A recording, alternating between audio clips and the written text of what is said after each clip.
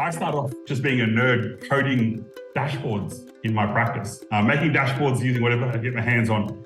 And hey, we got it wrong so many times. We were looking at the wrong things, using the wrong data, introducing it to people the wrong way. But after a few years, we suddenly realized that we had a pretty good set of dashboards that were not only providing reporting, but providing actionable insights. Because I think data that you don't have anything you can do with it, it's like, that's lovely. That's a great PDF. That's a great email, but I'm just going to file that away now. So we started building those dashboards. And then you know what? Other practices were hearing that, we had these dashboards. So I'd be talking to them at the end of the talk. They'd be like, hey, Chris, we've got some dashboards. Can you hook us up with some dashboards? Yeah. Chris Mead is the CEO of Cubico. Chris founded Cubico in 2017. The platform provides data and analytics for GP clinics and helps take care of all the financial metrics crucial for the practice. Chris is also the founder of Halo Connect, which he started in 2021 to solve the disjointed data problem in the healthcare industry. As a strategically focused and passionate professional with a career in accounting and business management spanning more than 13 years, he has an exceptional understanding of business policy, practice and development, directing startups and pioneering innovative information technology solutions are part and parcel of what Chris offers companies who want to take their business to the next level. Welcome to Hacking Health. This podcast is for future-focused health experts, thought leaders and change makers who are interested in making health accessible for everyone, because together we can get to the future faster. What's the most recent movie you watched? It was actually Saturday morning when I was on the couch, post-Christmas party, gonna have to confess. Jurassic Park is my go-to hungover movie. There's something about it that just brings me a lot of joy. So Jurassic Park, 2 days ago on the couch, made me very happy. Is there a new Jurassic Park movie? There's been like 5 in total now, but I go back to the original. The nerd in me just loves the original. I mean, I remember seeing that movie with my dad as a child at the movies and being just horrified by it. I loved it. Maybe read the book, play the computer game. I was in like grade 6, showing my age here. Yes, loved it. I love that you love that movie.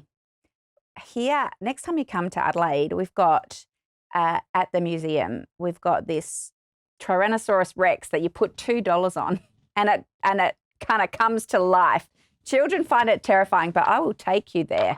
I'll start saving my petty cash. Well, for that, I will you can actually put it on a card now. They're very, very advanced. Tap and go expense, yeah. What drives you to get up every morning? Drives me, you know what? I just love this business of general practice. I love what we do for patients, I love what we do for our teams. And anything I can do to make that better makes me happy. And not always following all the rules, just because it's the way it's always been done. Mm-hmm. But doing something awesome because you can do it is what I love. Pushing those boundaries in a safe way. Yeah. Pushing those boundaries to do awesome things. And then just surrounding myself with amazing people. I'm so lucky to work with people who are smarter than me, who are better at what they do than me. No one else gets that. And I just feel like I'm very lucky to be able to do that. That's so awesome. How did you get involved in healthcare in the first place? Oh, that's a great question. Originally, I studied as an accountant. So really? Please, no one hold that against me. Graduated as an accountant and then went, oh God, I don't want to be an accountant. I just don't want to be an accountant. So I lived in Brisbane and there was a general practice. It was a not-for-profit here in Brisbane that provides a huge amount of refugee healthcare. And I always just had a huge passion for social justice. I just don't stand for inequality. So when they were looking for a practice manager, I thought, cool, go and do that for a year, give something back, just make a difference. Never been in health before. I don't think understand what a practice manager actually did. But you saw the ad and you thought, I could do this.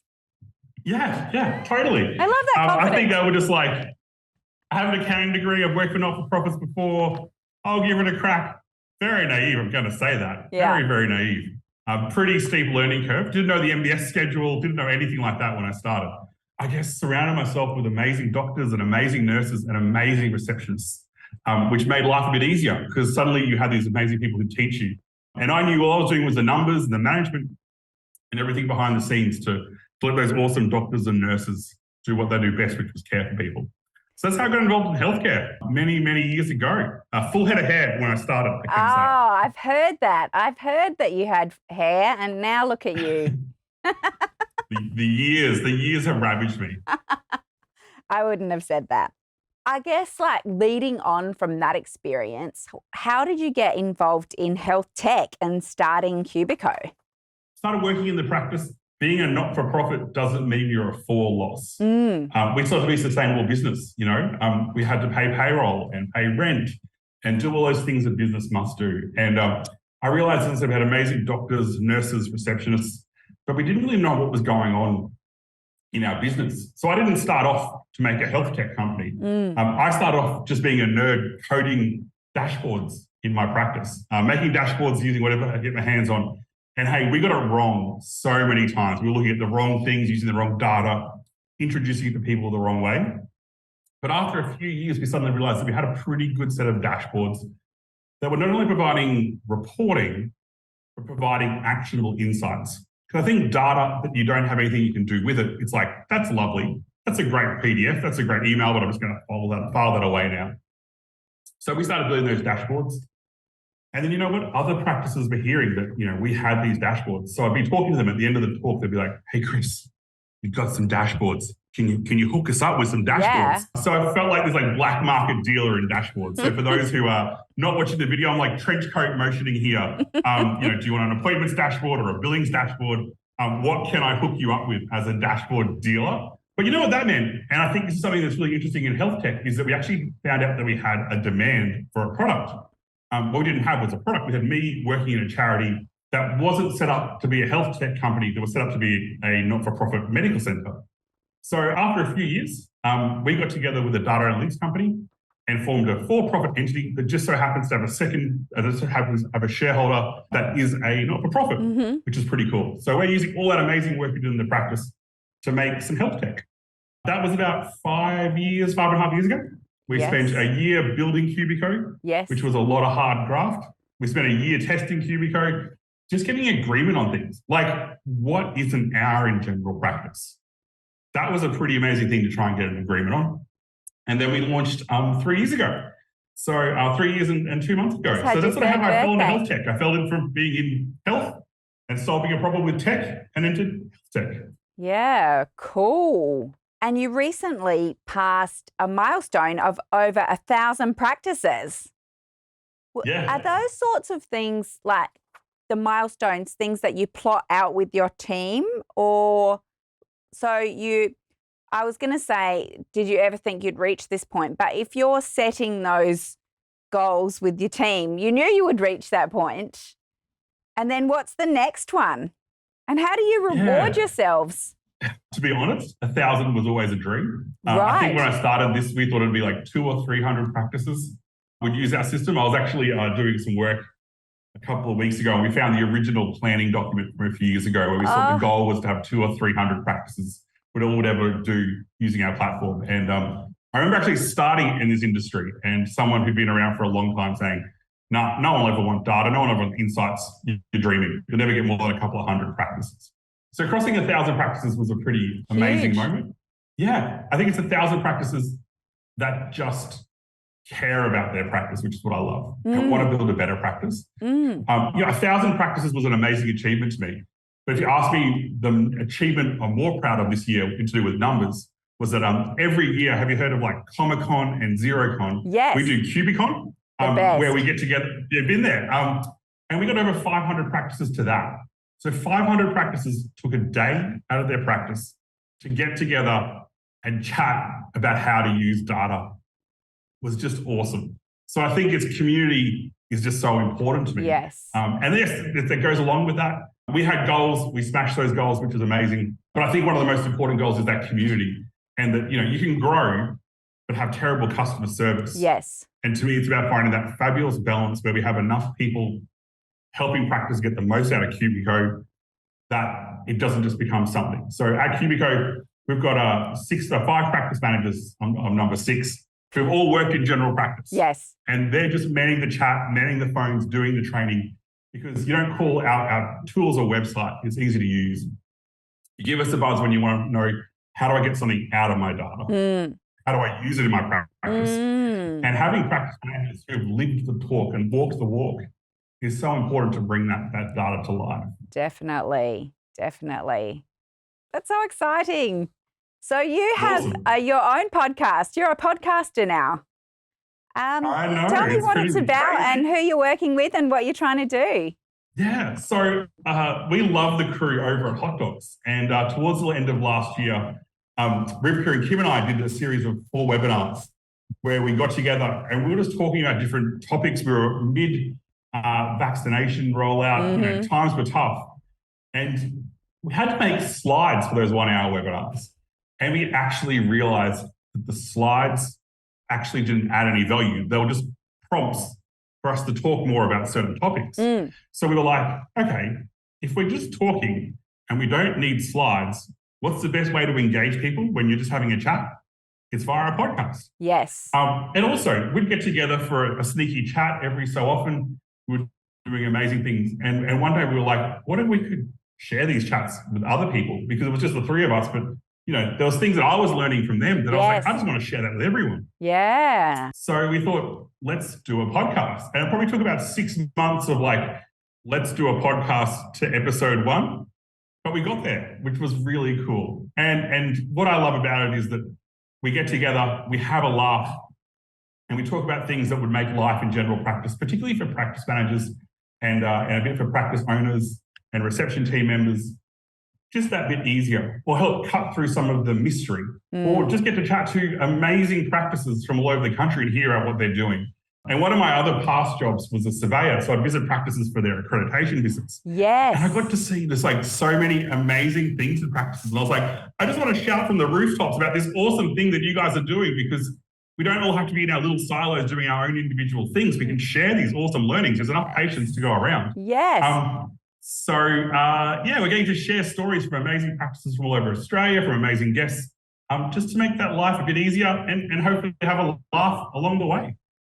Having fun. It's very important. Exactly. What's the biggest challenge in health tech that you're finding at the moment? And what are you doing to tackle it? One is that the Australian healthcare system is based on a fee for service. So if a doctor, for the whole, I'm talking about the 90%, 95% here. For the whole, when a doctor is not interacting with a patient, they're not being paid for that time.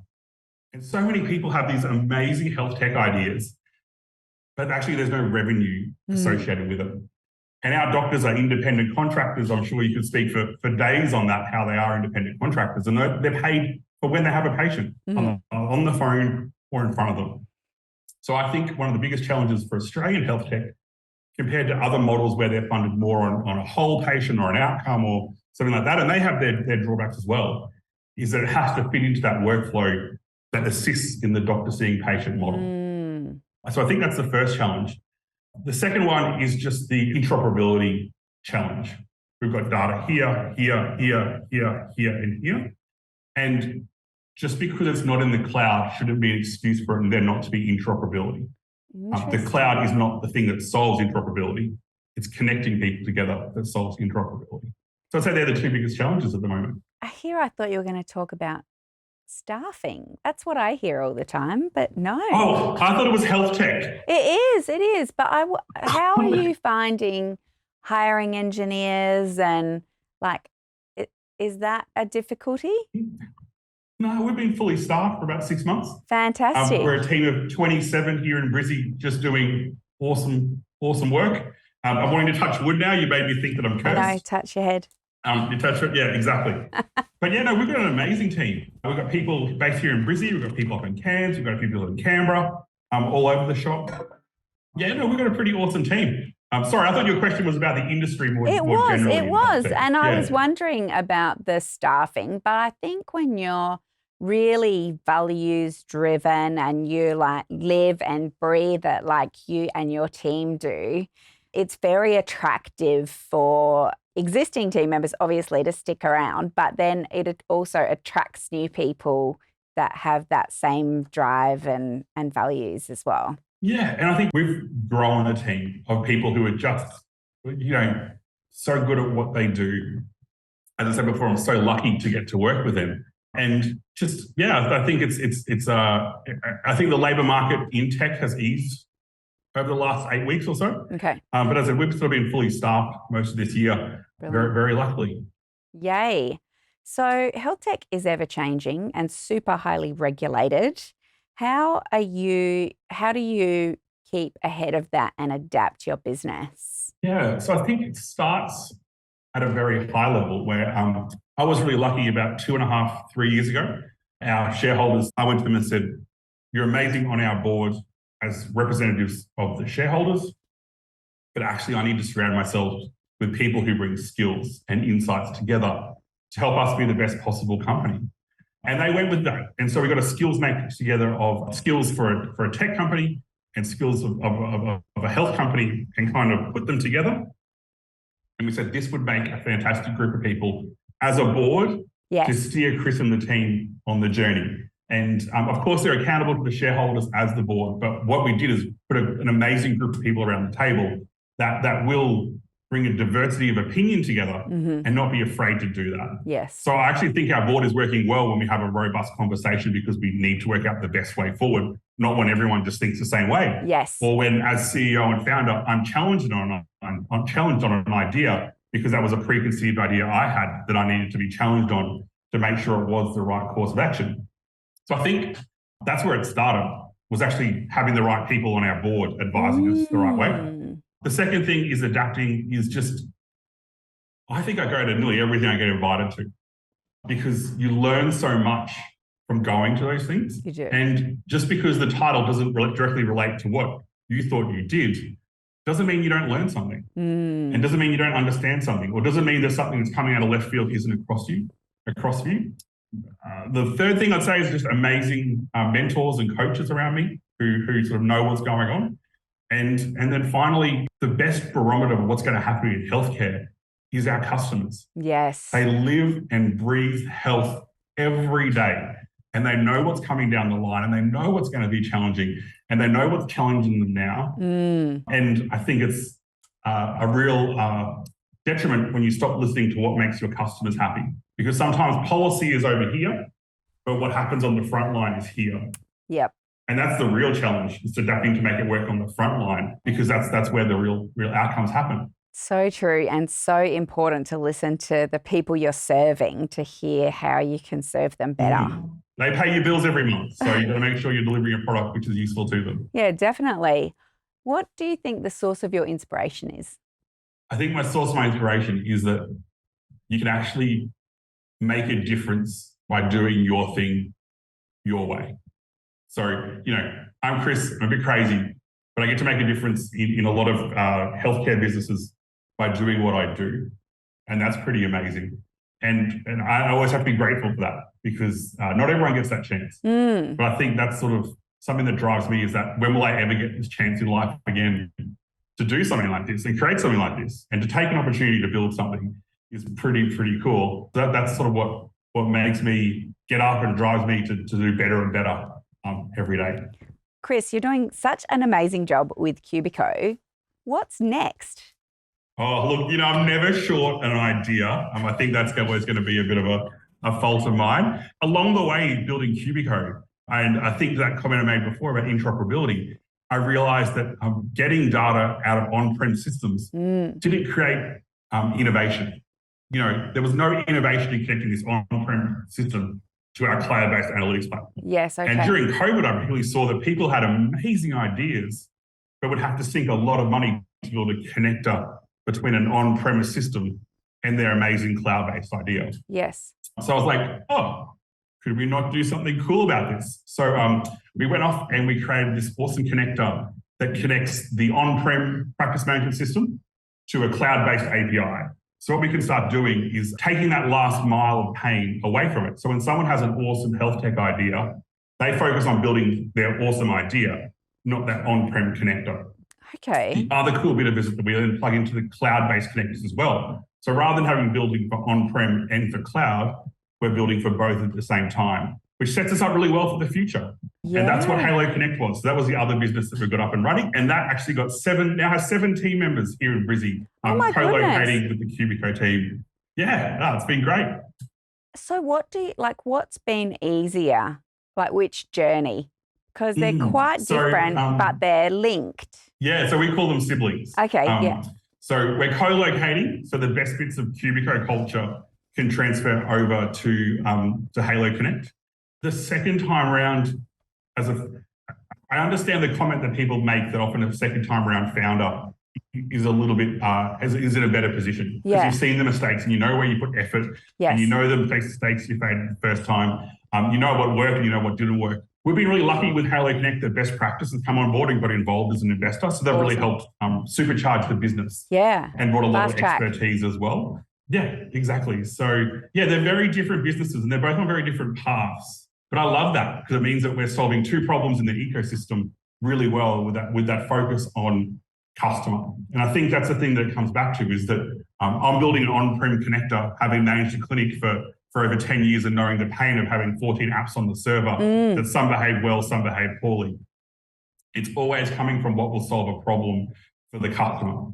And that's a big focus of what we do. So how do you split your time now? Like my mind is kind of bending.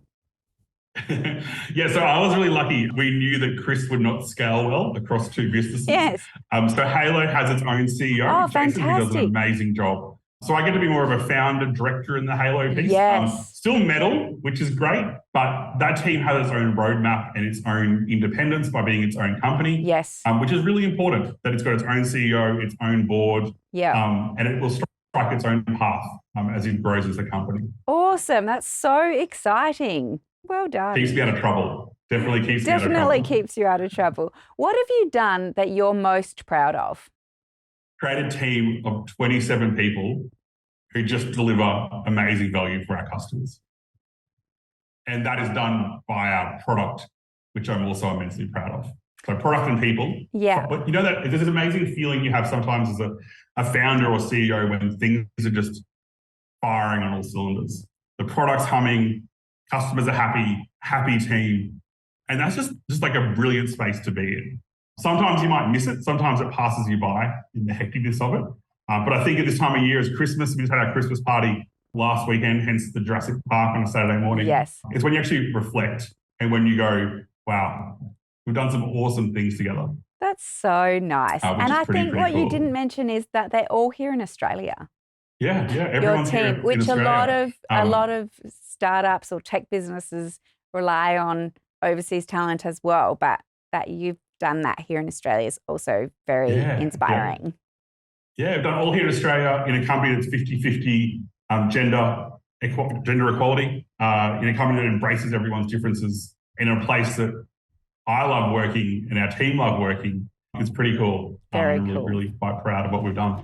Oh, congratulations. I'm proud of you too. Thank you. No, it's been amazing. We're going to keep the conversation going in our private Facebook group, You Legal for Doctors. You're welcome to join us there.